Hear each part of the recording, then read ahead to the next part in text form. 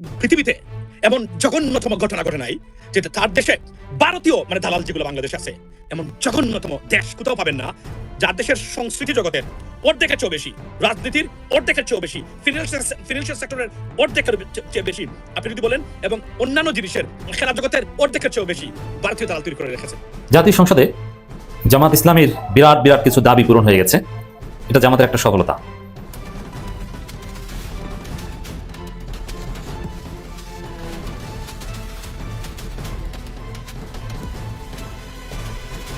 শেখ হাসিনা ফেরত আসবে।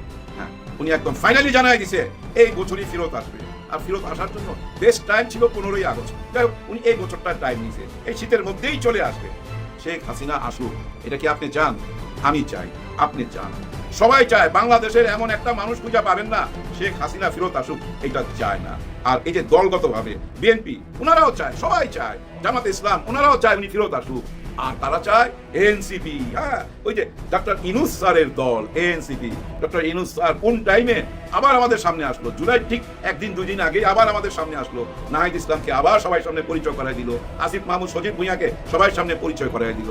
তার মানে কি আমাদের ডক্টর ইনুস স্যার জওয়ানদেরকে ভুলে নাই, দেশের কথা ভুলে নাই, দেশের যে রূপরেখা আমাদেরকে দেখাইছিল, যে স্বপ্ন দেখাইছিল ওইখানেই আছে। যাই হোক, যে কথা বলতেছিলাম, এই এনসিপিও চায় শেখ হাসিনা আসুক এবং ডক্টর ইনুস স্যারও চায় শেখ হাসিনা আসুক। আসসালামু আলাইকুম দর্শক, খুবই গুরুত্বপূর্ণ এবং আকর্ষণীয় বলতে পারেন আজকের এই ভিডিওটি। এজন্যই কথাটি বলছি, কারণ ভিডিওর শুরুতে আপনারা কিছু ভিডিওর অংশ বিশেষ দেখেছেন। নানান ধরনের কথা শোনা যাচ্ছে, নানান ধরনের নিউজ শোনা যাচ্ছে যে শেখ হাসিনা নাকি দেশে ফিরবে। দর্শক, দেখা যাক এবার কোন দিকের পানি কোন দিকে গড়ে। হ্যাঁ, খেলা কিন্তু সামনে একটা বড় খেলা রয়েছে, জমজমাট খেলা, সেটার জন্য আপনারা প্রস্তুত থাকুন। খুবই গুরুত্বপূর্ণ এবং আকর্ষণীয় আজকের এই ভিডিওটি। আমি একটু বলবো আপনাদেরকে একটু ধৈর্য সহকারে দেখবেন এবং বিশ্লেষকদের ভিডিও বিশ্লেষণগুলো মনোযোগ সহকারে শুনবেন। আর ভারতের তো মনে করেন যে মাথায় আগুন ধরে গেছে অলরেডি। কোনোভাবেই বাংলাদেশকে ভারত কবজা করতে পারছে না। হাসিনা পালিয়ে যাওয়ার পরে কোনোভাবেই ভারত বাংলাদেশকে কবজা করতে পারছে না। চেষ্টার কমতে রাখতেছে না, কিন্তু পারতেছে না। এই যাবতীয় বিষয় নিয়ে আজকের ভিডিওটি সাজান। কথা বাড়াবো না, চলুন মূল নিউজে চলে যাই। তার আগে বলবো, যারা এখন পর্যন্ত আমাদের চ্যানেলটি সাবস্ক্রাইব করেন নাই, প্রতিনিয়ত এই ধরনের গরম গরম খবর পেতে আমাদের চ্যানেলটি সাবস্ক্রাইব করবেন। যারা করেছেন ধন্যবাদ। চলুন একটা লাইক দিয়ে মূল নিউজে চলে যাই। আমার জাউরার উত্তর দেখোস নাই? বলে বলে আমাদের স্বাস্থ্যমন্ত্রীও কিন্তু এটা বইলা ফেলাইছে, স্লিপ অফ টাং না। উনি বুঝাইতে চাইছে আমার চেয়ে চালাক, চতুর, বুদ্ধিমান তুই দেখোস নাই, ওইটাই বুঝাইতে চাইছে। কিন্তু বুদ্ধিমানের কাজ কি করছে? হ্যাঁ, দেরিতে হইলেও করছে একটা বুদ্ধিমানের কাজ। আদ্দিন হাসপাতাল আবার ওপেন কইরা দিছে। সুখবর ভাই, হ্যাঁ সুখবর, আদ্দিন হাসপাতাল ওপেন কইরা দিছে। কিন্তু এখন কি আমরা স্বাস্থ্যমন্ত্রীরে একটা ধন্যবাদ দিতে পারি? আমার তরফ থেকে আমি ধন্যবাদটা এখন দেব না, আরো পরে দেব। কারণ কি জানেন, উনি একটা কথা বলছিল যে আমার পিছনে কোটি কোটি টাকা নিয়ে ঘুরছে। কারা ঘুরছে? হ্যাঁ, এটা তো ঘুষ দিবার জন্য ঘুরছে উনার পিছনে। উনি তো স্বচক্ষে দেখতেছে যে টাকার ব্যাগ নিয়ে পিছিয়ে পিছিয়ে ঘুরতেছে। ঘুষ দেওয়া কিন্তু বেআইনি কাজ, আইনের চোখে অনেক বড় অপরাধ। ঘুষ দেওয়া, খাওয়া তো অপরাধ আছেই, সেটা তো অন্য কথা, দেওয়াটাও অপরাধ। এই যে যারা ঘুষ দিতে চাইলো, উনার পিছনে কোটি কোটি টাকা নিয়ে ঘুরলো, এদেরকে আইনের আওতায় আনতে হবে, তারপরে ধন্যবাদ দিব। হ্যাঁ, এদেরকে আইনের আওতায় আনতে হবে, তাদের চেহারা দেখতে চাই, কেন তারা কোটি কোটি টাকা নিয়ে ঘুরছিল পিছনে পিছনে, এটা আমরা দেখতে চাই, কারা তারা। যাই হোক, আদ্দিন হাসপাতাল ওপেন হয়ে যাওয়াতে ভাই ভালো হলো ভাই। দুঃখজনক ঘটনা, 6 জন শিশু ওইখানে প্রাণ হারাইছে, আল্লাহর কাছে চলে গেছে, আল্লাহর পাখি। মাত্র 2 থেকে 3 দিন বয়স পাইছে এই পৃথিবীতে। ওইটা একটা দুর্ঘটনা। ওই দুর্ঘটনার তদন্ত হওয়া উচিত, কেন ওই ঘটনাটা ঘটলো ওইটার দিকে তো অবশ্যই নজর দিতে হবে। কিন্তু পুরো হাসপাতালটা যে বন্ধ করে দিলেন, ওই 6 জন শিশুর কারণে লক্ষ লক্ষ মানুষ বঞ্চিত হইল চিকিৎসা থেকে। এই যে কয়দিন বন্ধ ছিল, কি যে জুলুমটা হয়েছে এদের উপরে। জুলুম বলতে আমি বুঝাচ্ছি ভাই টাকা পয়সার দিক থেকে। অন্য অন্য হাসপাতালে ঘুরতে হয়েছে তো, যাইতে হয়েছে তো, যার ডায়ালাসিস দরকার তাকে তো ডায়ালাসিস নিতে হয়েছে, নাহলে তো সে বাঁচবে না। এখানে 250 টাকা নিতে পারতো, আরেক জায়গায় যায় হতো 5000 টাকা খরচ করে জীবন বাঁচাইছে। এই যে একটা জুলুম হলো না, এই জুলুমের বদদোয়া থেকে বাইচা গেলেন তো। হ্যাঁ, স্বাস্থ্যমন্ত্রী সাহেব আপনি বাইচা গেলেন, মাননীয় স্বাস্থ্যমন্ত্রী, ভালো কাজ করছেন ওপেন কইরা দিয়া। আপনি একটা জায়গায় বলছিলেন, আপনার কণ্ঠ একদম আমার কাছে আছে, যে জামাতও করবে আবার হাসপাতালও চালাইবো, এরকম একটা উক্তি করছিলেন। আগে পরের কখনকার উক্তি জানি না, এরকম পাওয়া গেছে জামাত করলেই কেন দোষ ধরবেন? মানুষটা খারাপ না ভালো সেটা তো দেখতে হবে। এই যে মেডিকেল কলেজে 750 ছাত্রছাত্রী তারা যে লেখাপড়া থেকে বঞ্চিত হচ্ছিল, এখান থেকে তো বাইচা গেল। এরা বিদেশ থেকে আসছে ভাই, হ্যাঁ, এই কাশ্মীর থেকে আসছে, সবাই হেজাব পরা। আর ওই হেজাব পরা দেখেই মনে করছে হায় হায় এদের হাত তো জামাতের হাত এই কাশ্মীর পর্যন্ত চলে গেছে, পাকিস্তান পর্যন্ত চলে গেছে, ইন্ডিয়া পর্যন্ত চলে গেছে। ওইখান থেকে ছাত্রছাত্রী এসা এখানে লেখাপড়া করে, এটাই কি মেন জেলাসের কারণ? এরকম ভাবনা তো আমাদের মধ্যে আসতেই পারে। যেমন ইসলামিক ব্যাংক আপনারা নিয়ে নিছেন, নেবার পর আপনারা কতটা লাভবান হয়েছেন আর কতটা সমালোচনার মুখে পড়ছেন সেটা আপনারা খুব ভালো করে জানেন। যাই হোক, মূল কথায় আসি, শেখ হাসিনা ফেরত আসবে। হ্যাঁ, উনি একদম ফাইনালি জানাই দিছে এই বছরই ফেরত আসবে। আর ফেরত আসার জন্য বেস্ট টাইম ছিল 15ই আগস্ট। যাই হোক, উনি এই বছরটা টাইম নিছে, এই শীতের মধ্যেই চলে আসবে। শেখ হাসিনা আসুক, এটা কি আপনি চান? আমি চাই, আপনি চান, সবাই চায়। বাংলাদেশের এমন একটা মানুষ খুঁজে পাবেন না শেখ হাসিনা ফেরত আসুক এটা চায় না। আর এই যে দলগতভাবে বিএনপি ওনারাও চায়, সবাই চায়, জামাতে ইসলাম ওনারাও চায় উনি ফেরত আসুক। আর কারা চায়? এনসিপি। হ্যাঁ, ওই যে ডক্টর ইনুস স্যারের দল এনসিপি। ডক্টর ইনুস স্যার কোন টাইমে আবার আমাদের সামনে আসলো, জুলাই ঠিক একদিন দুদিন আগে আবার আমাদের সামনে আসলো, নাহিদ ইসলামকে আবার সবাই সামনে পরিচয় করাই দিল, আসিফ মাহমুদ সজীব ভুঁইয়াকে সবাই সামনে পরিচয় করাই দিল। তার মানে কি আমাদের ডক্টর ইনুস স্যার জওয়ানদেরকে ভুলে নাই, দেশের কথা ভুলে নাই, দেশের যে রূপরেখা আমাদেরকে দেখাইছিল, যে স্বপ্ন দেখাইছিল ওইখানেই আছে। যাই হোক, যে কথা বলতেছিলাম, এই এনসিপিও চায় শেখ হাসিনা আসুক এবং ডক্টর ইনুস স্যারও চায় শেখ হাসিনা আসুক। এই চাওয়াটা কি সবাই একরকম? না, একদম না। এক একজনের চাওয়া এক এক রকম। কেউ চাচ্ছে উনি আসলেই ধৈর্য নিয়ে ওই যে কাঠ ঘোড়ায় দাঁড় করাবে, রায় তো হয়েই আছে, ঝুলানের রায় হয়ে আছে, সেসব রায় বাস্তবায়ন করতে হবে, ফেরত আসলেই তাদের স্বপ্ন পূরণ হবে, এরকম চাওয়ার লোকও তো আছে। এরাও চায় শেখ হাসিনা আসুক। আবার আওয়ামী লীগের যারা আছে তারা চায় শেখ হাসিনা এসে তাদের হাল ধরুক, হ্যাঁ, দেশের হাল ধরুক। শেখ হাসিনা কিন্তু বলছে আমি আইসা দেশের হাল ধরুম, হ্যাঁ ভাই, দেশের হাল ধরুম, আর ওনার স্বপ্ন পূরণ করবে। এবার আর ছাড় দিবে না। আগে তো শুধু খালি উন্নয়ন করছি, এবার উন্নয়নের সাথে বিচারও করুম। কাদের বিচার করবে? প্রথম বিচারটা তো করবে ডক্টর ইউনূসের। হ্যাঁ, ওনার বিচারটা প্রথম করবে, তারপরে আরম্ভ করবে এই এনসিবি যে কয়টা আছে সবগুলার। তারপরে জুলাইতে যারা ওনার বাসার মধ্যে যায়, ওনার খাটের মধ্যে পা তুইলা ওই যে ভিডিও করছে, ওনার গরম গরম খাবারগুলা যারা খাইছে, এসি বন্ধ করে যাইতে পারে নাই, ওই এসির বাতাস যারা খাইছে, এবং যারা ঘরের মালপত্র বাইর করছে, ওনার কাপড় চোপড় যারা সামনে নিয়ে আসছে, এদেরকে ভিডিও দেখা, হ্যাঁ, এদের সবাইকে বাইর করবে। বাইর কইরা বুঝেন তো কি করবো? উনি তো বলে এখান থেকে আগে এদেরকে শেষ করুন, লিস্ট করতে কইছে তো। তারপর কাকে ধরবে জানেন? জামাত ইসলামকে। হায় হায়, ডাক্তার শফিকুর রহমান স্যার, আপনাকে আবার এই বয়সে আবার জেলের ঘানি টানতে হবে। বাঁচায় রাখবে না, ঝুলাই দিবে, আপনাকেও ঝুলাই দিবে। জামাতে যাদের দেখতেছেন এই যে কয়জন আছে এই সংসদে, এই সবাই তো প্রথম ঝুলবে, তারপরে যারা আছে মাঠ পর্যায়ে। তারপরে কাকে ধরবে? ওনার সবচেয়ে বড় শত্রু, হ্যাঁ, বর্তমানে সবচেয়ে বড় শত্রু যারা এই মোংলা পোর্ট দিয়ে দিল। এই মোংলা পোর্ট তো উনি দিছিল ভারতকে। উনি বলছে না ভারতকে যা দিয়েছি সারা জীবন ইয়াদ রাখবে। ওই ইয়াদের মধ্যেই একটা জিনিস কিন্তু এই মোংলা পোর্ট, আরেকটা কোনটা? তিস্তা। এই দুইটাই তো দিয়ে দিছে। হ্যাঁ ভাই, দিয়ে দিছে। আপনারা অনেকেই দেখছি অনলাইনে এসে বিশ্বাস করতে চান না। আর কই দিছে? খামাখা কথাবার্তা হয়েছে। ভাই এটা তো ভাই নগদে হবে না। এটা তার ঘড়ি কিনার আংটি কিনার মতো না যে হাতে দিলাম, আঙুলে লাগাইলাম আর সবাই দেখাইলাম। এটা নগদের ব্যাপার না, সময় লাগবে, টাইম লাগবে, কিন্তু অবশ্যই হচ্ছে। এই মোংলা বন্দর কতটা যে গুরুত্বপূর্ণ ছিল তাদের জন্য আপনারা তো বুঝতেই পারেন। এই মোংলা পোর্ট থেকে খুবই কাছে, এই মোংলা পোর্ট থেকে খুবই কাছে এই 7 সিস্টার, 80-90 কিলোমিটার হইতে পারে দূরত্ব। আর ওইখানেই 105 বিঘা জমি দিছিল, 105 বিঘা জমি দিছিল একটা বাণিজ্যিক শহর গইরা তোলার জন্য, আর এই মোংলা পোর্টটাকে আধুনিক করার জন্য। এই টোটাল দায়িত্বটা ওনাদের দিয়ে দিছিল 15 সালে মনে হয়, কিন্তু আগাইতে পারে নাই। কারণ কি জানেন? নগদ টাকা লাগবে তো, ক্যাশ লাগবে তো। ওরা এখানে ইনভেস্ট করবে যে দেশের নিজেরই ভাই মানুষ চলতে পারে না, বুঝেন তো? ওইখানে 2 থেকে 2.5 কোটি মানুষের বাথরুম নাই, ওই দেশ এখানে টাকা লগ্নি করবে, এটা বিশ্বাস করার কথা, করতে পারে নাই। এটা নিয়ে 2022 সালেও ভাই আমাদের হাসিনা সরকারের সাথে অনেক মিটিং বৈঠক হয়েছে, তাও কাজে হাত দিতে পারে নাই। কাজে হাত দিতে পারলে কিন্তু কাজ হয়ে যেত।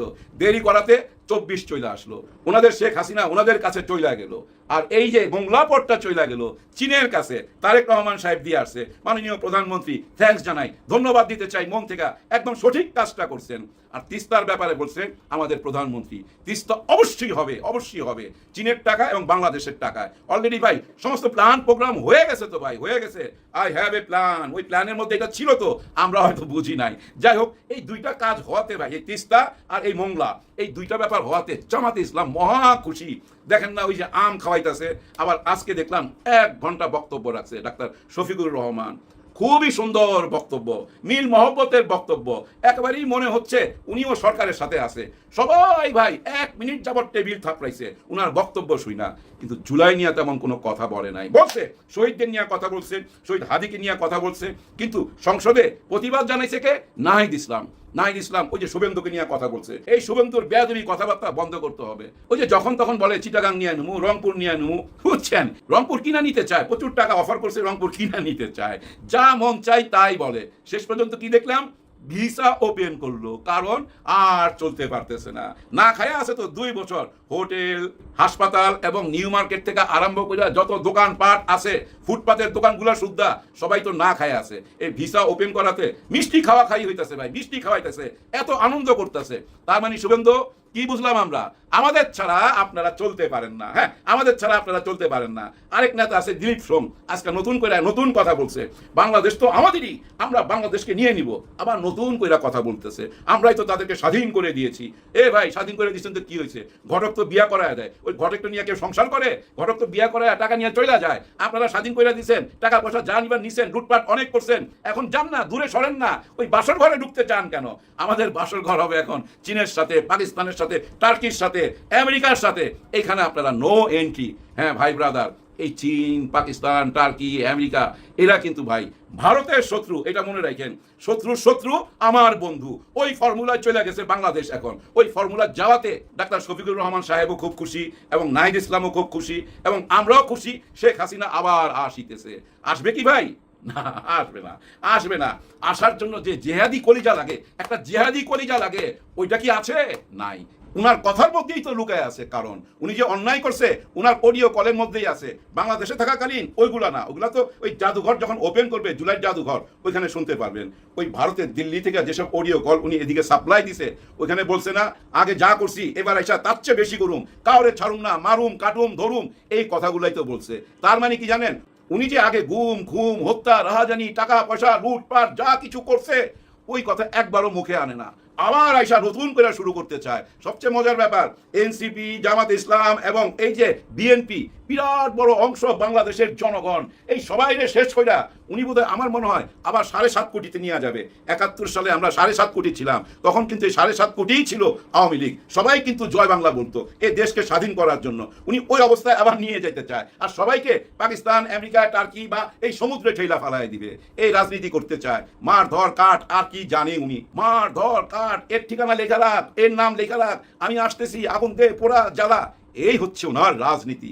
এই রাজনীতি কইরা এই দেশে কিচ্ছু করতে পারবেন না। কারণ কি জানেন?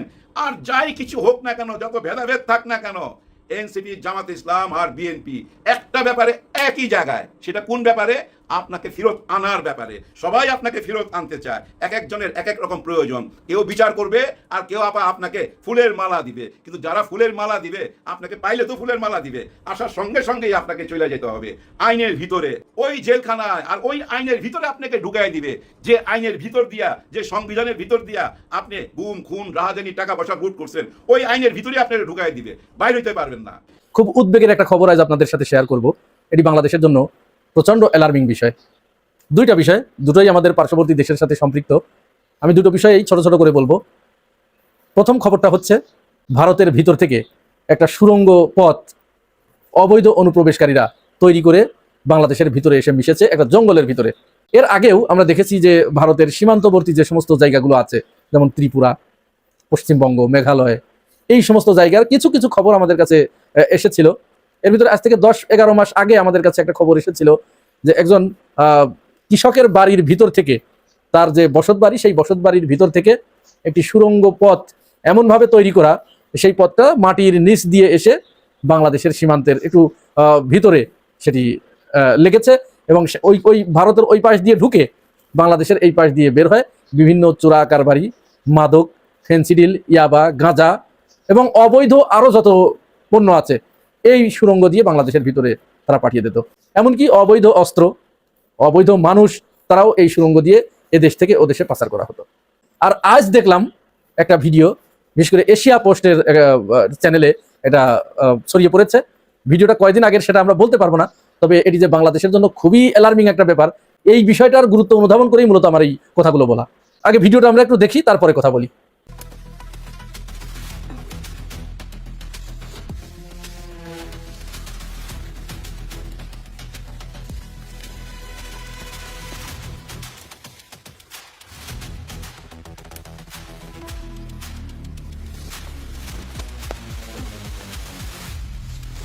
তো এই যে ভিডিওটা দেখলেন, এখানে দেখেন যে একেবারে গভীর জঙ্গলের ভিতর দিয়ে, যেখানে মানুষের যাবার কথা নয়, বিজিবিরও সেখানে যাবার কথা নয়, এবং এটা অনুমানও করার কথা নয় যে এরকম জঙ্গলের ভিতরে এরকম কিছু থাকতে পারে। এই জঙ্গলের ভিতর দিয়ে সুড়ঙ্গ পথ করে তারা ওই সীমান্তের ওই পারে চলে গেছে। ধারণা করা হচ্ছে আওয়ামী লীগের যে সমস্ত নেতারা পালিয়ে গেছে, বিভিন্ন সীমান্তবর্তী এলাকায় যে লোকগুলো পালিয়ে গেছে, সম্ভবত এই পথ দিয়েই তারা পালিয়ে গেছে, এই সুড়ঙ্গ দিয়ে। আমরা গভীর উদ্বেগের সাথে লক্ষ্য করছি সাম্প্রতিক সময়ে বাংলাদেশে ভারতের গুপ্তচর বৃত্তির, অবৈধ অনুপ্রবেশকারীর এবং বিভিন্ন ধরনের অবৈধ কারবারিদের আনাগোনা বেড়ে গেছে। এটা স্বাধীনতার পর থেকেই আছে, তবে এই সাম্প্রতিককালে এই মাত্রাটা আশঙ্কাজনক হারে বৃদ্ধি পেয়েছে। একটা খবরে দেখলাম ভারত থেকে প্রতিদিন বাংলাদেশে প্রায় 1000 কেজি গাঁজা আসে, 1000 কেজি। অ্যালার্মিং বিষয়। মাদকের বিষয়ে সংসদে আলোচনা হচ্ছে, আমাদের জনপ্রতিনিধিরা তারা মাদকের বিরুদ্ধে বলছেন। গতকালও বাবু গয়েশ্বরচন্দ্র তিনি সালাউদ্দিন আহমেদকে উদ্দেশ্য করে একটি কথা বলেছেন যে বাংলাদেশের যত ফেন্সিডিল সব ওই পথ দিয়ে আসতো, ইয়াবা টেকনাফ দিয়ে আসতো, তখন বদি ছিল, বদি এখন বধ হয়ে গেছে। স্বরাষ্ট্রমন্ত্রী এখন এই দায়িত্ব কে পালন করছে, খোঁজখবর রাখেন কিনা, এটি বন্ধ হয়েছে কিনা ইত্যাদি বলেছেন। যাই হোক, এই যে বিষয়গুলো সাম্প্রতিক সময় বাংলাদেশে প্রচন্ডভাবে বেড়ে গেছে, আর এটি এই সমস্ত সুড়ঙ্গ পথ ব্যবহার করেই হচ্ছে বলে মনে করা হচ্ছে। এর ভিতরে আমরা জুলকারনাইন শায়ের একটা খবর দেখলাম তার ফেসবুক পোস্টে, বাংলাদেশের উত্তরাঞ্চল থেকে এই 2-3 দিন আগে 2জন ভারতীয় গুপ্তচরকে আটক করা হয়েছে। বাংলাদেশের একটা বিশেষ গোয়েন্দা সংস্থার নজরদারিতে তারা ধরা পড়েছে। দীর্ঘদিন এই ব্যক্তিগুলোকে সন্দেহ করার কারণে তাদের গতিবিধির উপরে নজর রাখছিল বাংলাদেশের একটি বিশেষ গোয়েন্দা সংস্থা। তারা যখন এটি নিশ্চিত হলো যে তারা বাংলাদেশের 2টি সীমান্তবর্তী অঞ্চল দিয়ে ওই দেশে প্রবেশ করে সে দেশের 2টি সেনাঘাঁটিতে তারা যাতায়াত করেছে, তাদের সাথে কথা বলছে, এটা তারা নিশ্চিত হওয়ার পরে তারপরে বাংলাদেশে আবার যখন এসেছে তারপর তাদেরকে গ্রেপ্তার করা হয়েছে। গ্রেপ্তার করে তাদের কাছ থেকে অত্যন্ত গুরুত্বপূর্ণ তথ্য পেয়েছে। এখান থেকে যে গুরুত্বপূর্ণ তথ্যগুলো তারা ওইদিকে পাচার করছিল সেই তথ্য পাওয়া গেছে। তাদের কাছ থেকে বিভিন্ন ধরনের হার্ড ডিস্ক, পেন ড্রাইভ, বিভিন্ন সরঞ্জামাদি উদ্ধার করা হয়েছে। এই পেন ড্রাইভের ভিতরে, এই হার্ড ডিস্কগুলোর ভিতরে বাংলাদেশের গুরুত্বপূর্ণ তথ্য তারা পেয়েছে এবং সেগুলো ওইদিকে পাচার করছিল, এই প্রমাণ তারা পেয়েছে। তাদেরকে আটক করা হয়েছে। এইভাবে গুপ্তচর বৃত্তি বাংলাদেশে চালু রেখেছে ভারতীয় গোয়েন্দা সংস্থা র। এরই ভিতরে দীর্ঘদিন বন্ধ থাকার পরে আবার ভারত সরকার ভিসা ব্যবস্থা চালু করেছে। ট্যুরিস্ট ভিসার জন্য তারা বাংলাদেশি নাগরিকদের কাছ থেকে ভিসার দরখাস্ত আহ্বান করেছে। শেখ হাসিনা পালিয়ে যাবার পরে ভারত বাংলাদেশিদের জন্য পুরা ভিসা প্রসেস বন্ধ রেখেছিল তাদের নিরাপত্তার অজুহাত দেখিয়ে। তারা ওই সময় তো অন্তর্বর্তীকালীন সরকারকে পাত্তাই দেয়নি, তাদের সাথে তারা কাজ করবে না। এর ভিতরে তারা বারবার বলছিল যে নির্বাচিত সরকার আসলে তারপরে তাদের সাথে কাজ করবে। এখন নির্বাচিত সরকার আসছে, নির্বাচিত সরকারের সাথেও তাদের সেই সহযোগিতাপূর্ণ মনোভাব এখনো পর্যন্ত আমরা দেখতে পাই নাই। এর ভিতরে যখন এই ভিসা চালু হলো, ভারত খুলে দিল, জনমনে একটা প্রশ্ন দেখা দিয়েছে যে হঠাৎ করে ভারত কেন বাংলাদেশিদের জন্য দীর্ঘদিন প্রায় 2 বছর বন্ধ রাখার পরে এই ভিসা ব্যবস্থা আবার খুলে দিল, ট্যুরিস্ট ভিসা কেন খুলে দিল। এই ব্যাপারে খুব চমৎকার একটা প্রতিবেদন দেখছিলাম প্রথম কলকাতার, ভারতের একটি চ্যানেল এটি, প্রথম কলকাতার যিনি উপস্থাপক, সম্পাদক এবং সহ সম্পাদক, তারা 3 জন মিলে একটা আলোচনা করছিলেন এবং তারা কলকাতার যে বিভিন্ন ব্যবসায়ী শ্রেণী আছে তাদের সাথে কথা বলছিলেন সরাসরি সরেজমিনে। এবং মূলত বাংলাদেশি নাগরিকরা গিয়ে কলকাতার যে জায়গাটায় থাকে, যে জায়গাটায় সবচেয়ে বেশি তারা গ্যাদারিং করে, সেই জায়গাটার সচিত্র ছবি তারা দেখালেন। তিনি 2 বছর আগের ছবি এবং বর্তমানের ছবি দুটিকে একসাথে করে দেখালেন যে কি পার্থক্যটা কোথায়। 2 বছর আগে বাংলাদেশিদের পদভারে ওই জায়গাটা গিজ গিজ করতো, ওখানে অন্য কেউ ছিল না, ওই পাড়াটার নামই হয়ে গেছিল বাংলাদেশি পাড়া। এরপরে ভারত সরকার যখন ভিসা বন্ধ করে দিল, তারপরে ওইখানে আর একটা মাসিও এই 2 বছরের ভিতরে যায় নাই। অনেক ব্যবসা প্রতিষ্ঠান সেখানে বন্ধ হয়ে গেছে, অনেক কলকারখানা সেখানে বন্ধ হয়ে গেছে। মানুষ যারা বড় ব্যবসায়ী তারা তাদের ব্যবসা গুটিয়ে অন্য শহরে চলে গেছে। কিন্তু যারা ক্ষুদ্র এবং মাঝারি মানের ব্যবসায়ী ছিল, যারা রাস্তার পাশে ডাব বিক্রি করতো, হকারি করতো, জুতো স্যান্ডেল সেলাই করতো, তারা কোথায় গেছে তার হদিস কেউ বলতে পারে না। তারা কি আদেতেও ভাতের অভাবে মারা গেছে নাকি বেঁচে আছে এটা কেউ বলতে পারে না, তারাও বলতে পারে না। এইটার জন্য তারা ভারত সরকারকে অনেক সমালোচনা করেছে, যেটি ভারত সরকারের একটি হঠকারী সিদ্ধান্ত ছিল। এরপরে আমাদেরকে একটা হাইপ তুলে দেওয়া হয়েছিল যে ভারতের পেঁয়াজ ছাড়া, ভারতের অমুক অমুক পণ্য ছাড়া বাংলাদেশিরা অচল, চলতে পারবে না। বাংলাদেশিরা সেটাও করে দেখিয়েছে। ভারতও পরিস্থিতি আঁচ করতে পেরে আগে থেকে ওই যে মানির মান আল্লাহ রাখে এরকম অবস্থা আর কি, তারা পেঁয়াজ বন্ধ করে দিল যখন বাংলাদেশিরা যাচ্ছিল না। বাংলাদেশিরা ভারতীয় পণ্য যখন বয়কট করলো তখন মূলত তারা বললো যে আমরা বাংলাদেশের জন্য পেঁয়াজ আর দিব না, অমুক অমুক পণ্য দিব না। মূলত বাংলাদেশিরা এটা কিনছিল না, আর ওই যেখানে তো যাচ্ছিলই না, তার কেনবে কারা? তাদের এই ব্যবসা পুরাটা ধস নেমেছিল। কলকাতার বড় বড় ব্যবসায়ীরা, ছোট মাঝারি সব ধরনের ব্যবসায়ীরা কলকাতার রাজপথে তারা মিছিল পর্যন্ত করেছে ভারত সরকারের বিরুদ্ধে, যে এই সিদ্ধান্ত অতি দ্রুত পরিবর্তন করতে হবে, আমরা মরে যাচ্ছি, আমরা না খেয়ে মরে যাব যদি এইভাবে চলতে থাকে। তো এখন আবার নতুন করে সরকার যখন এই সিদ্ধান্ত নিয়েছে ভিসা খুলে দেবার, কলকাতার ওই এলাকার মানুষের ভিতরে সাজ একটা রব পড়ে গেছে। তারা কলকাতা শহরটাকে আবার নতুন করে সাজাচ্ছে, তাদের ভিতরে খুশির বন্যা বয়ে গেছে যে বাংলাদেশিরা আবার আসবে, আবার এখানে ব্যবসা হবে, আমরা দুটো ডাল ভাত খেয়ে বাঁচবো। তবে এর ভিতরে আবার কলকাতার ওই যে মন্ত্রী বলেছিলেন নামাজ পড়ার জন্য বাংলাদেশে চলে যাও, পাকিস্তানে চলে যাও, এখানে হবে না, এই কালপ্রিটটা সে আবার বলছে যে আমরা ভিসা প্রসেস বন্ধ রেখেছিলাম, মূলত এটা ক্ষতিগ্রস্ত বাংলাদেশি হয়েছে, বাংলাদেশিদের অনুরোধেই আমরা আবার ভিসা চালু করেছি, এবং যেহেতু তারা ব্যবসা করতে পারছিল না, তারা অনেক ক্ষতিগ্রস্ত হচ্ছিল, বারবার আমাদের কাছে অনুরোধ করেছে যে আমরা কলকাতায় গিয়ে আবার ব্যবসা করতে চাই, আলু পেঁয়াজ এগুলো সব আনতে চাই, এই জন্য আমরা তাদের অনুরোধের প্রেক্ষিতে এটি খুলে দিয়েছি। আসলে এটি পুরোটাই ডাহা মিশা কথা, একেবারে ফাও একটা গল্প মেরেছে। দর্শক, আশা করি পুরো ভিডিওটি দেখেছেন। এবার অবশ্যই আপনাদের মূল্যবান মতামত জানিয়ে দিন, পারলে ভিডিওটি শেয়ার করে সবার দেখার সুযোগ করে দিন। আর আমাদের এই চ্যানেলে নতুন হলে সাবস্ক্রাইব করুন, যারা ইতিমধ্যে সাবস্ক্রাইব করেছেন সবাইকে ধন্যবাদ জানিয়ে আজকের মতো এখানে বিদায় নিচ্ছি। দেখা হচ্ছে নতুন কোনো ভিডিওতে। সে পর্যন্ত সবাই ভালো থাকবেন, সুস্থ থাকবেন। আল্লাহ হাফেজ।